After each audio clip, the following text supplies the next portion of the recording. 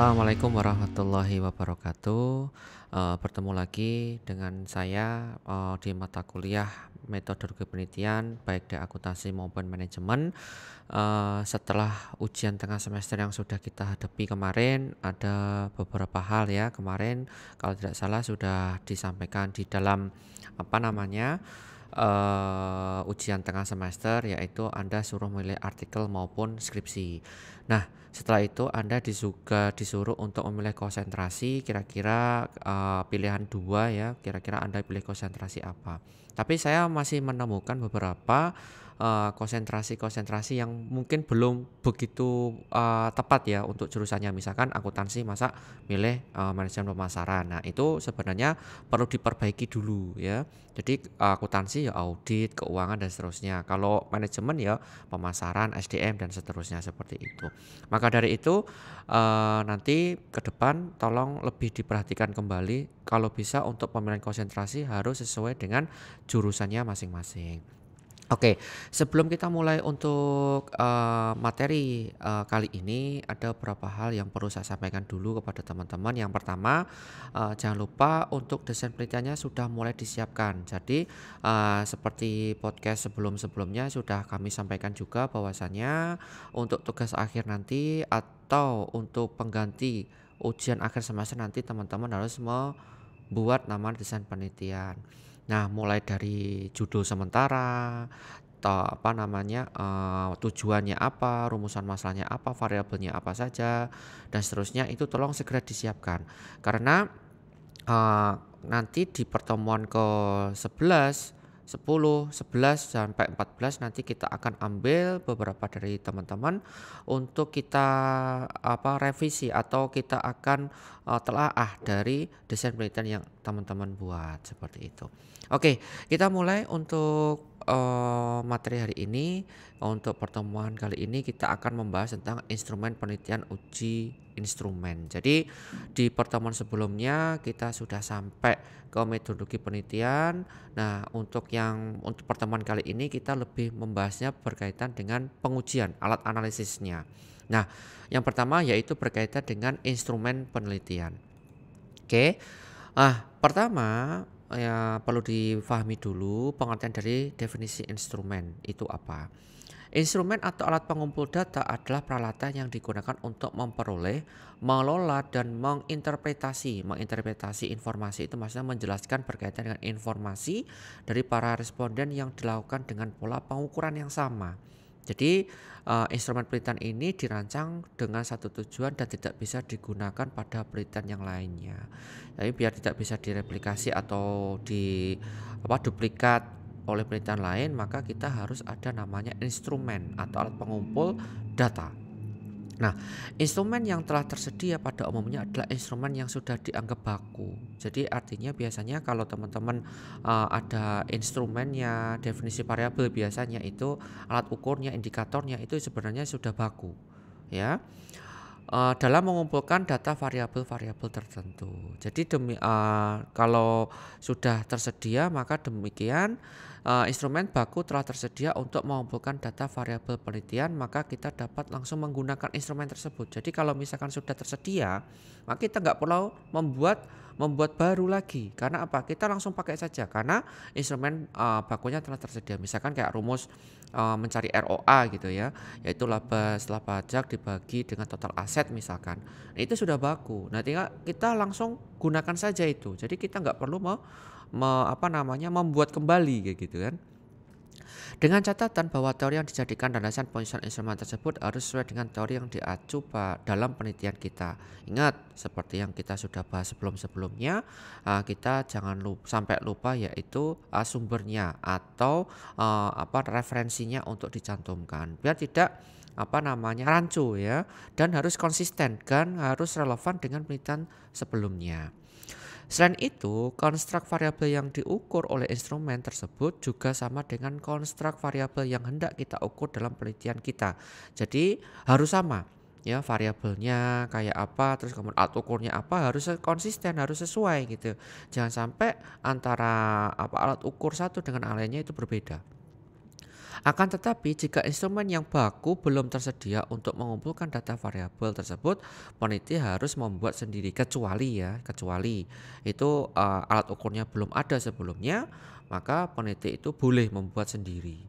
Tapi dengan catatan juga ya harus ada syaratnya. Tapi lebih baik, lebih amannya itu kalau kita itu mau mencarinya dari artikel sebelumnya atau penelitian sebelumnya yang instrumennya itu sudah ada, tinggal kita pakai saja. Kemudian kita mencantumkan referensinya, ini penelitiannya dari siapa. Nah, untuk kegunaannya, kenapa kok kita itu perlu namanya instrumen penelitian? Nah, kegunaan instrumen penelitian itu yang pertama adalah sebagai alat pencatat informasi yang disampaikan oleh responden.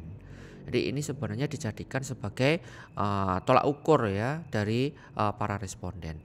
Yang kedua sebagai alat untuk mengorganisasikan proses wawancara. Biar nanti ketika ada proses wawancara kita tidak bingung ya apa yang mau disampaikan. Kemudian yang ketiga sebagai alat evaluasi performa pekerjaan peneliti. Jadi ini juga bisa dijadikan sebagai alat evaluasi ya bagaimana performance atau pekerjaan dari para peneliti tersebut. Nah, bagaimana penyusunan instrumen penelitian? Ada beberapa ya instrumen penelitian yang bisa diambil atau bisa dipakai oleh para peneliti sebenarnya. Yang pertama adalah kita bisa membuat namanya daftar kuesioner atau angket.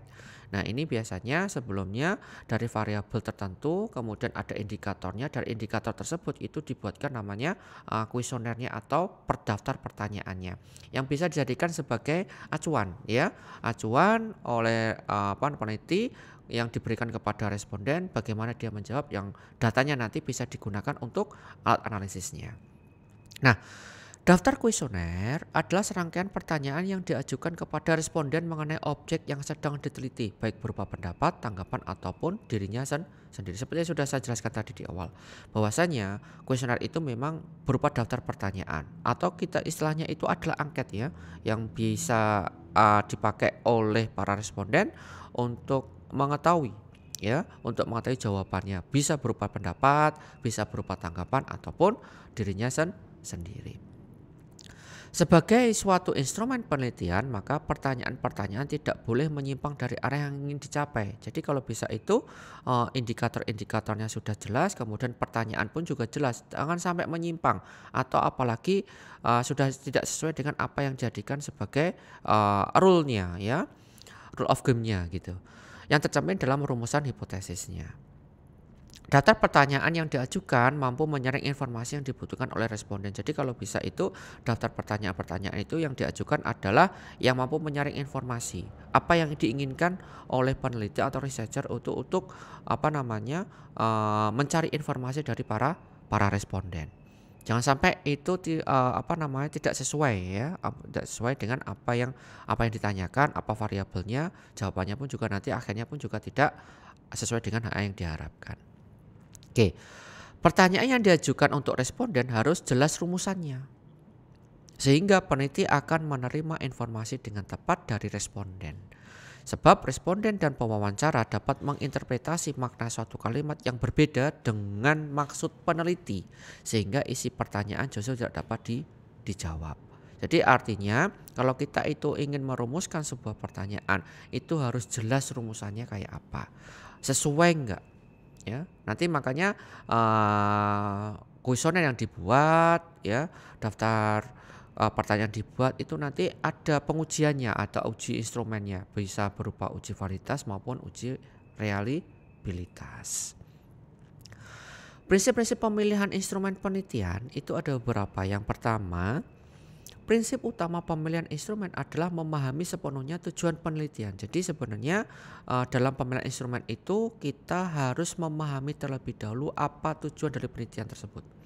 Sehingga penelitian dapat memilih instrumen yang diharapkan dapat mengantar ke tujuan penelitian. Jadi artinya antara yang diharapkan peneliti dengan hasil yang diharapkan oleh peneliti itu endingnya sama. Yang kedua, tujuan penelitian menentukan instrumen apa yang akan digunakan. Jadi kalau dalam prinsip pemilihan instrumen, tujuan penelitian yang menentukan instrumen itu juga harus disesuaikan. Kadang terjadi bahwa tujuan penelitian justru ditentukan oleh instrumen yang tersedia atau digunakan instrumen yang sudah populer walaupun sebenarnya tidak cocok dengan tujuan penelitiannya. Jadi jangan sampai kita itu terlena ya. Jadi kalau misalkan sudah ada instrumennya kemudian kita pakai, ternyata nggak sesuai dengan apa yang kita harapkan. Walaupun sebenarnya, nah itu jangan sampai kita terlena gitu. Kita harus benar-benar mencocokkan dulu alat-alat instrumen penelitian itu bagaimana. Apakah sesuai, apakah sama atau tidak dengan penelitian yang kita buat. Yang keempat, suatu pendapat yang tidak selalu benar bahwa instrumen yang canggih adalah yang terbaik. Itu salah pendapat itu. Jadi kalau ada pendapat yang menyatakan bahwasanya instrumen yang canggih adalah yang terbaik itu tidak benar. Bahwasanya instrumen yang baik itu sebenarnya adalah yang memang cocok atau sesuai dengan tujuan penelitian yang kita buat. Nah, itu yang harus kita pahami ya, prinsip-prinsip berkaitan dengan pemilihan instrumen dari penelitian.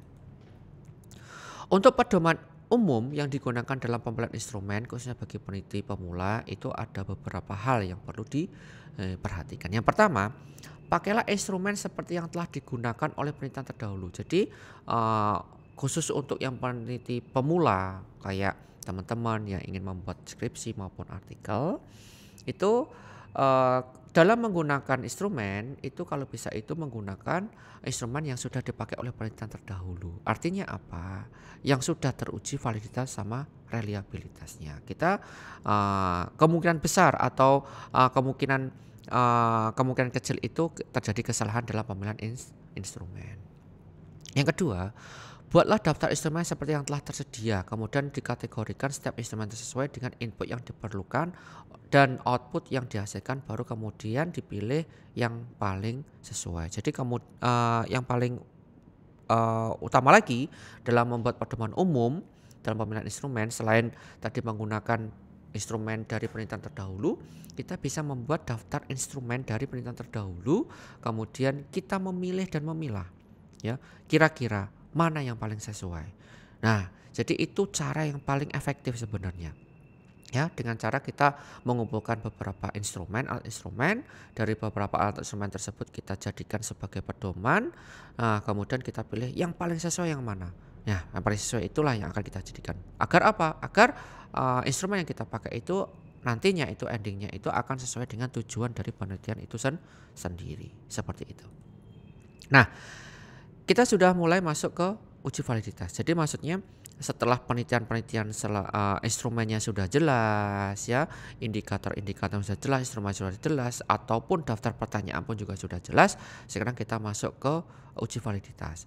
Jadi lantas tidak serta-merta pemilihan kuesioner, pemilihan daftar pertanyaan itu sudah selesai, itu tidak. Tapi kita pun juga harus uji. Apakah daftar pertanyaan kita ajukan itu sudah sesuai atau belum, sudah relevan atau belum, sudah valid atau belum. Nah, itu kita pun juga harus mengujinya. Yaitu untuk uji instrumen analisis datanya tersebut itu menggunakan uji validitas sama uji reliabilitas. Yang kita bahas yang pertama yaitu tentang uji validitas. Nah, apa itu uji validitas? Yang dikatakan sebagai uji validitas itu adalah kemampuan alat ukur untuk mengukur apa yang seharusnya diukur. Jadi sebenarnya itu daftar pertanyaan yang kita ajukan itu apakah sudah sesuai belum? Apakah sudah relevan belum? Apakah sudah mampu mengukur belum apa yang seharusnya diukur atau dari indikator yang kita buat. Nah, maka dari itu kita akan menguji namanya uji validitasnya. Bagaimana uji validitasnya? Nah, penjelasannya di sini, instrumen harus memiliki validitas internal dan validitas eksternal. Nanti ada penjelasannya. Apa yang dikatakan sebagai validitas internal sama validitas eksternal.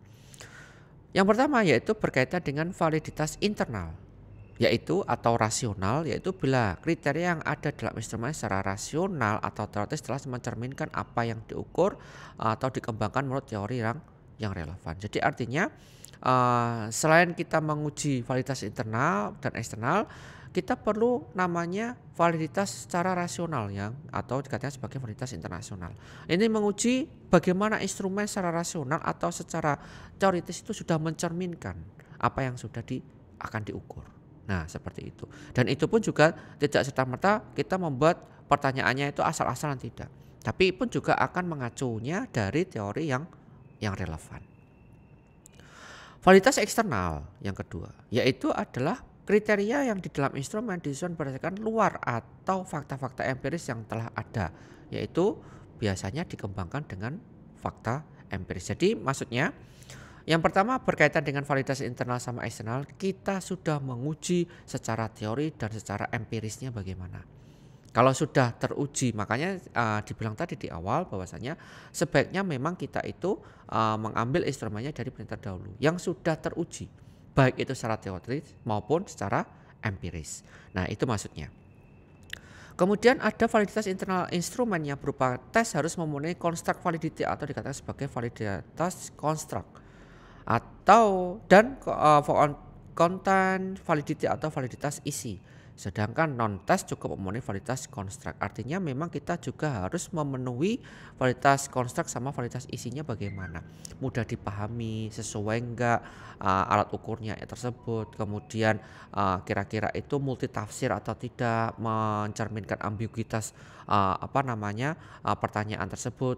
Nah, nantinya itu menjawabnya bagaimana, apakah memudahkan para responden itu atau tidak. Nah, itu pun kita juga harus mempertimbangkan. Selain sudah saya jelaskan tadi, yaitu validitas internal maupun validitas eksternal. Nah, untuk pengujian validitas instrumen, yang pertama yaitu berkaitan dengan pengujian validitas construct. Tadi sekilas sudah saya jelaskan di awal tadi, berkaitan dengan construct validity, yaitu dapat digunakan pendapat dari ahli atau judgment expert. Jadi bisa untuk konstruksinya itu kita bisa minta pendapat dari para ahli, ya. Biasanya ini teman-teman yang dari S3 dalam membuat disertasi nih biasanya, ya. Biasanya itu belum ada item pertanyaannya, indikatornya belum ada, terus kemudian dia minta para pendapat para ahli gitu, kira-kira konstruknya bagaimana, desainnya seperti ini untuk item pertanyaannya dari indikator yang dibuatnya. Instrumen dikonstruksi tentang aspek-aspek yang akan diukur dengan berlandaskan teori tertentu. Selanjutnya dikonsultasikan dengan para ahli, atau bisa jadi kita mencari dari teorinya kayak apa, kemudian kita mendesainnya, baru kita konsultasikan ke para ahli. Nah, seperti itu. Itu untuk pengujian validitas construct. Yang kedua, pengujian validitas isi atau construct validity. Pengujiannya bagaimana? Untuk pengujian validitas isi dapat dilakukan dengan membandingkan antara isi instrumen dengan materi pembelajaran telah diajarkan. Jadi caranya membandingkan, ya, isi instrumennya, daftar pertanyaannya itu bagaimana, ya, dengan materi pembelajaran yang diajarkan, sesuai enggak? Ya, apakah berbeda ataukah menyimpang? Nah, itu bisa dilakukan dalam melakukan pengujian validitas isi. Yang ketiga yaitu pengujian validitas eksternal, yaitu diuji dengan cara membandingkan atau mencari kesamaan antara kriteria yang ada pada instrumen dengan fakta-fakta empiris yang terjadi di lapangan. Nah, itu pun juga kita pun juga bisa membandingkan, ya. Jadi antara yang secara empiris kemudian sama yang di lapangan itu kita bandingkan bagaimana hasilnya, apakah sesuai atau enggak. Nah, itu dalam melakukan pengujian validitas eksternal. Kalau sesuai, ya oke, kita bisa pakai itu. Pada instrumen non-test digunakan yang keempat, ya, rumus korelasi produk momen. Sedangkan pada instrumen tes digunakan korelasi biserial titik atau poin biserialnya. Artinya untuk yang non-test bisa kita menghubungkan antara produk momennya. Ya, jadi melihat bagaimana ini produk-produknya, ya. Kalau ini terutama untuk teman-teman yang manajemen ini. Sedangkan pada instrumen tesnya digunakan korelasi biserial titik atau poin biserialnya. Seperti itu. Itu untuk yang validitas. Sekarang yang uji reliabilitas. Jadi selain uji instrumen yang pertama validitas, yang kedua untuk instrumen terutama untuk kuesioner itu ada namanya uji reliabilitas. Nah, bagaimana yang dikatakan sebagai uji reliabilitas? Yang dikatakan uji reliabilitas itu berarti instrumen yang bila digunakan beberapa kali untuk mengukur objek pajak yang sama akan menghasilkan data yang sama, atau yang kayak saya bilangkan tadi itu relevan. Walaupun diuji berulang kali itu tetap sama. Nah, itu dikatakan sebagai relevan. Pengujian reliabilitas instrumen dapat dilakukan secara eksternal maupun internal. Jadi dalam pengujian eksternal itu, pengujian reliabilitas itu bisa dilakukan dengan dua cara. Yang pertama secara eksternal dan secara internal. Secara eksternal dulu. Untuk secara eksternal, pengujian dapat dilakukan dengan tes retest atau stability, equivalent, dan gabungan keduanya. Jadi secara eksternal itu kita bisa menggabungkan antara equivalent sama stability-nya. Stabilitasnya bagaimana? Ya, diuji dicoba terus itu bagaimana? Sama nggak, sesuai nggak gitu. Kalau sama, berarti ini dikatakan sebagai reliable. Yang kedua secara internal, yaitu pengujian dapat dilakukan dengan menganalisis konsistensi butir-butir yang ada pada instrumen dengan teknik tertentu. Jadi bisa jadi dilakukannya dengan menganalisis konsistensi butir-butir pertanyaannya itu. Apakah instrumen tersebut itu konsisten atau enggak. Contohnya misalkan dalam pertanyaan itu ada namanya manipulation check. Jadi pertanyaan jebakan. Nah, kira-kira responden itu mengerjakannya itu konsisten enggak? Ya, kalau misalkan konsisten, nah berarti itu dikatakan relevan atau bisa jadi nanti reliable. Tapi kalau misalkan tidak konsisten, ya berarti sudah nggak reliable. Artinya diulang-ulang nanti untuk responden yang sama itu berarti bisa dikatakan pertanyaannya itu tidak reliable atau tidak relevan. Dan yang ketiga, untuk instrumen non-test, rumus yang digunakan adalah menggunakan alpha Cronbot atau yang dikatakan sebagai Cronbot alpanya berapa. Nah, sedangkan untuk instrumen tes digunakan rumus KR20. Nah, untuk Cronbot alpha ini biasanya dilihatnya itu berdasarkan Nunali ya, itu harus di atas 0,6. Jadi artinya dikatakan bahwasanya indikator pertanyaan dari kuesioner tersebut yang diisi oleh para responden itu nilainya harus lebih dari 0,6. Baru dikatakan instrumen tersebut itu dikatakan reliable atau relevan. Nah, seperti itu. Nah, itu perlu dipelajari kembali oleh teman-teman bagaimana alat uji ya, terutama untuk uji instrumen. Yang pertama tentang validitas, kemudian yang kedua valid atau tidak ya, yang kedua menggunakan reliable, relevan atau tidak, konsisten tidak antara item pertanyaan pertama dan kedua itu jawabannya pertama dan kedua itu sama atau tidak. Itu nantinya harus diuji dulu sebelum disebarkan ke lebih banyak responden. Nah, seperti itu. Nah, mungkin itu untuk penjelasan kali ini. Monggo kalau misalkan masih ada pertanyaan atau mungkin masih bisa yang ini tanyakan, silakan bisa melalui Google Classroom atau di LMS kalau ada pertanyaan. Nanti baik dari saya, dari Bu Putri maupun dari Bu Rosita akan menjawab pertanyaan-pertanyaan teman-teman semuanya. Mungkin itu saja yang bisa saya sampaikan untuk pertemuan kali ini. Terima kasih atas perhatiannya. Kurang lebihnya saya mohon maaf. Saya akhiri. Billahi taufiq wal hidayah. Wassalamualaikum warahmatullahi wabarakatuh.